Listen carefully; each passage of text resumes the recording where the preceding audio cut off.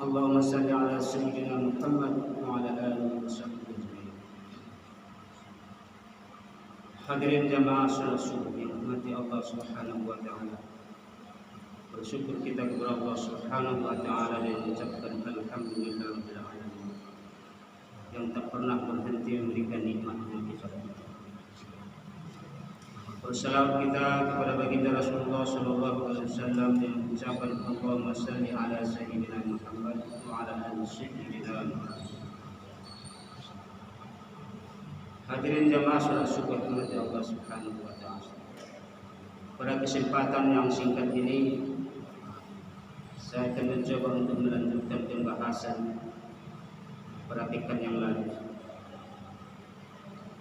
bahwa kegagalan mencetak generasi milenial di masa akan datang termasuk daripada kegagalan generasi yang sudah tua saat ini.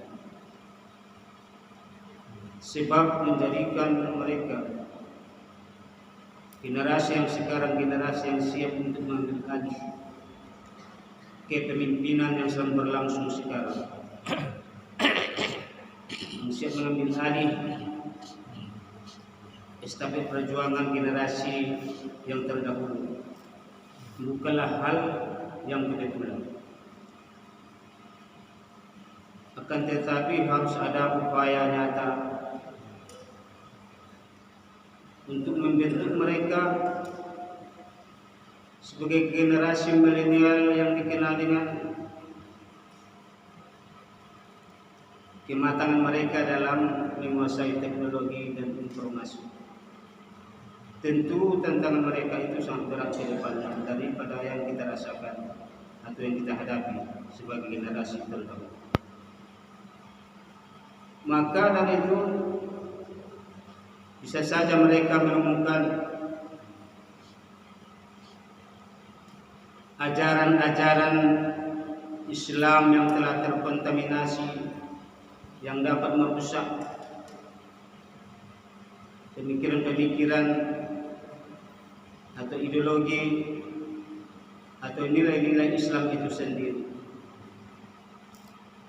sehingga tidak mustahil dia yang beragama Islam memiliki identitas Islam, kan tetapi memiliki pandangan liberal dan sekuler.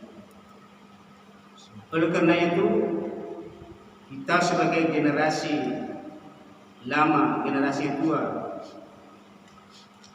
maka kita harus betul-betul memperhatikan, menanamkan akidah yang benar,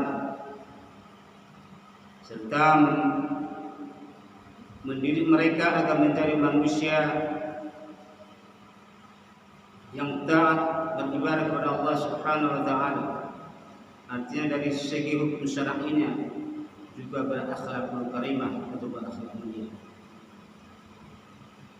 Jika seorang pemimpin memiliki karakteristik atau kompetensi atau pribadi yang religi yang bernilai-nilai Islam, maka dia akan sadar bahwa jabatan yang dia miliki, dia yakinlah bahwa semata itulah semata daripada kurnianya Allah Subhanahu wa taala. Maka dia akan melakukannya, menjalankannya sesuai dengan tentang apakah telah sesuai dengan ridha Allah Subhanahu wa taala ataupun tidak.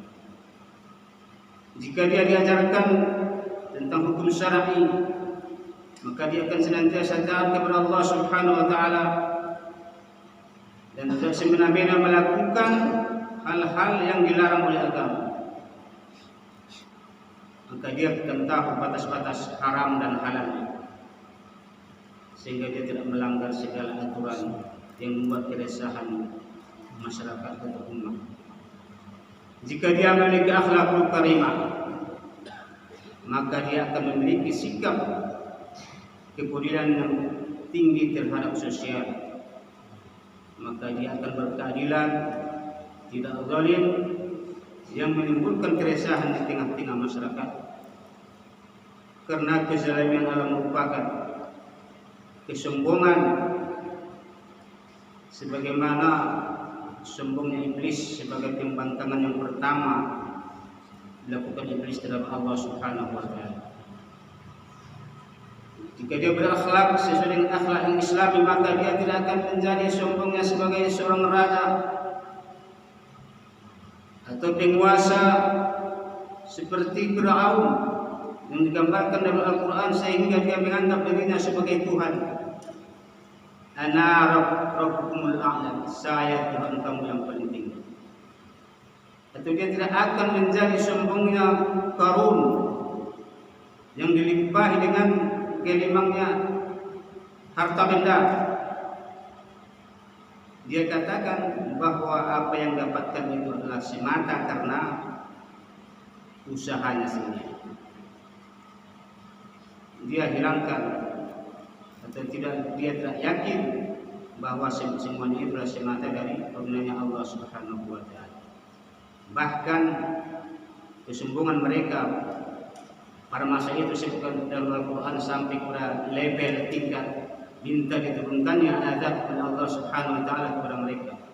"Lau kana hadza 'indaka famtir 'alaina tijaratan." Andaikan kitab ini adalah dari sisimu ya Allah, maka coba datangkan hujan batu kepada kami.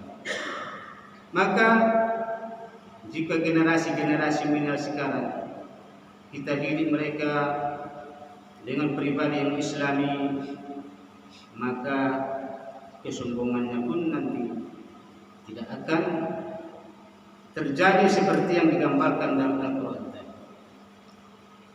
Oleh karena itu, apa yang telah kita lakukan sampai saat ini, semoga hendaknya menjadi membuahkan hasil, mencetak generasi-generasi yang sekarang, anak-anak milenial yang sekarang itu menjadi generasi sabiqun bil khairat, generasi yang berlomba-lomba untuk mencapai kebenaran, mencari kebenaran.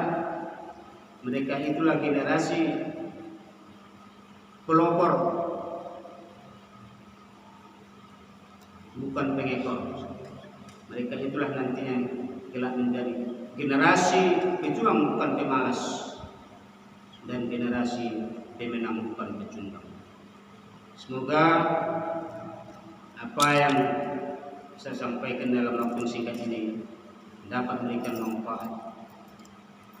Jika ada kelebihan dan kekurangan, saya mohon maaf yang sedalam-dalamnya. Saya sudahi dengan ucapan subhanallahi wa bihamdika, asyhadu an la ilaha illa anta, astaghfiruka wa atubu ilaik. Wallahu muwaffiq. Assalamualaikum warahmatullahi wabarakatuh.